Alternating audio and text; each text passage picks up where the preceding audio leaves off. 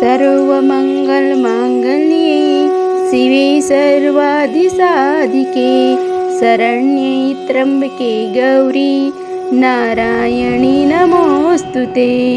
या देवी सर्वभूतेषु शक्तिरूपेण संस्थिता नमस्तस्मै नमस्तस्यै नमस्तस्यै नमो नमः।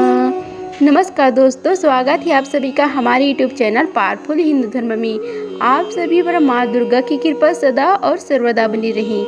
आज हम आप सभी को चैत्र नवरात्रि कब से शुरू हो गई है, उसकी शुभ मुहूर्त, पूजा विधि, महत्व, कथा के बारे में आप सभी को बताएंगे।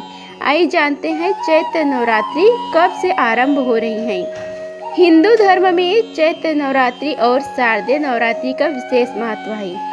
इस दौरान देवी भगवती की 9 अलग अलग स्वरूपों की विधिवत पूजा की जाती है। नवरात्रि के 9 दिनों का व्रत रखा जाता है। इसके साथ ही नवरात्रि की शुरुआत अखंड ज्योति और कलश की स्थापना करके किया जाता है।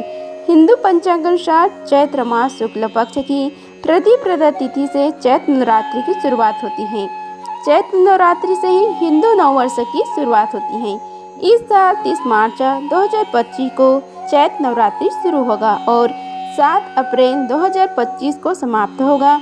धार्मिक मान्यता के अनुसार चैत्र नवरात्रि में माँ दुर्गा के 9 स्वरूपों की पूजा करने से समस्त दुख तथा कष्टों का छुटकारा मिलता है और जीवन में सुख तथा समृद्धि का आगमन होता है। आइए जानते हैं चैत्र नवरात्रि के शुभ मुहूर्त के बारे में। पंचांग के अनुसार चैत्र मास शुक्ल पक्ष की प्रतिपदा तिथि की शुरुआत 29 मार्च 2025 को शाम 4:27 पर होगी और अगले दिन 30 मार्च 2025 को दोपहर 12:49 पर समाप्त होगी। ऐसे में उदय तिथि के अनुसार 30 मार्च 2025 को दिन रविवार से चैत्र नवरात्रि की शुरुआत होगी। चैत्र नवरात्रि 2025 पर माता की सवारी इस साल चैत्र नवरात्रि 30 मार्च 2025 को रविवार के दिन पड़ रही है। इस साल माँ दुर्गा की हाथी पर सवार होकर धरती पर आएगी। माँ दुर्गा का हाथी पर सवार होकर आना शुभ माना जाता है। मान्यता है कि इससे आर्थिक समस्या से छुटकारा मिलता है, धन धान्य में वृद्धि होती है। इस दौरान माँ दुर्गा की विधिवत पूजा अर्चना, सुख समृद्धि और खुशहाली का आशीर्वाद प्राप्त किया जा सकता है। आइए जानते हैं चैत्र नवरात्रि के 9 दिन के बारे में। 30 मार्च 2025 प्रतिपदा तिथि का पहला दिन है माँ शैलपुत्री को। 31 मार्च का द्वितीय तिथि माँ ब्रह्मचारिणी। 1 अप्रैल 2025 को तृतीय तिथि माँ चंद्रघंटा। 2 अप्रैल 2025 चतुर्थ तिथि माँ कुष्मांडा। 3 अप्रैल 2025 पंचमी तिथि माँ स्कंद माता।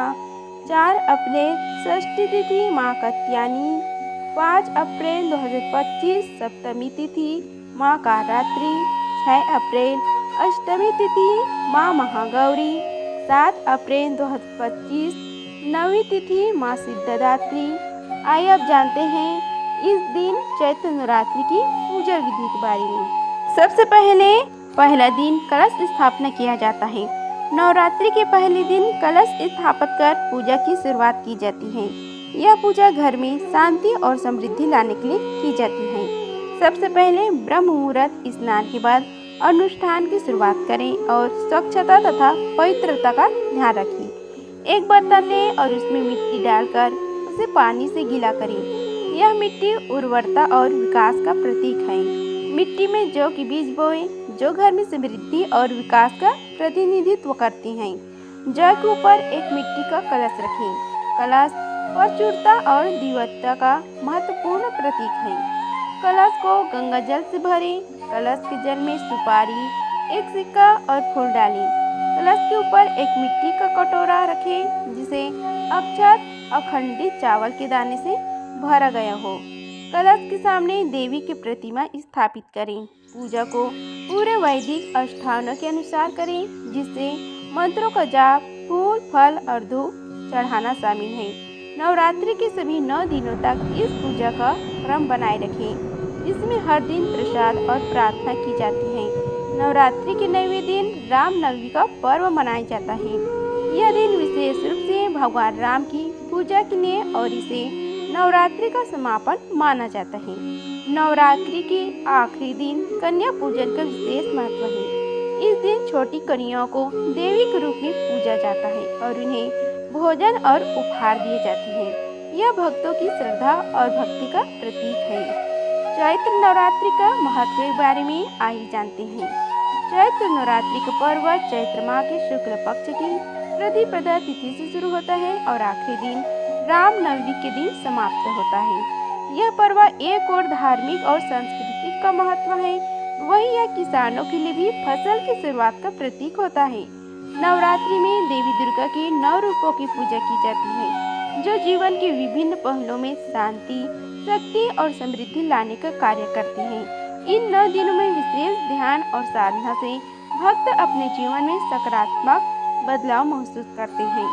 आइए जानते हैं हम चैत्र नवरात्रि की कथा के बारे में। आइए कथा का श्रवण कीजिए। एक पौराणिक कथा के अनुसार नवरात्रि में माँ दुर्गा ने महिषासुर नामक राक्षस का वध करके देवताओं को उसके कष्टों से मुक्त किया था। महिषासुर ने भगवान शिव की आराधना करके अद्वितीय शक्तियाँ प्राप्त कर ली थी और तीनों देव अर्थात ब्रह्मा, विष्णु और महेश भी उसे हराने में असमर्थ थे। महिषासुर राक्षस के आतंक से सभी देवता भयभीत थे। उस समय सभी देवता ने अपनी अपनी शक्तियों को मिलाकर दुर्गा को अवतारित किया। अनेक शक्तियों को तेज से जन्मी माता दुर्गा ने महिषासुर का वध कर सब कष्टों को दूर किया। आइए श्रवण कीजिए दूसरी कथा को। एक नगर में एक ब्राह्मण रहता था। वह माँ भगवती दुर्गा का परम भक्त था। उसकी एक कन्या थी। ब्राह्मण नियम पूर्वक प्रतिदिन दुर्गा की पूजा और यज्ञ किया करता था।